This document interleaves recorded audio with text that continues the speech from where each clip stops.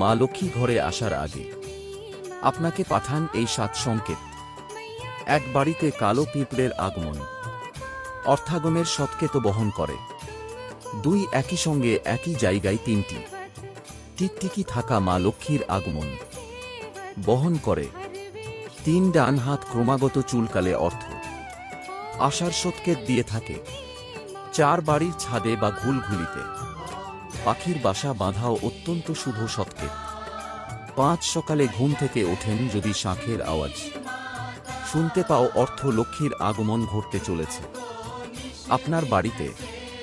6, পরপর কদিন বাড়ি থেকে বেরোনোর সময় যদি দেখেন কেউ ঝাঁট দিচ্ছেন, তবে আপনি খুব শীঘ্রই মোটা টাকা রোজগার করতে চলেছেন।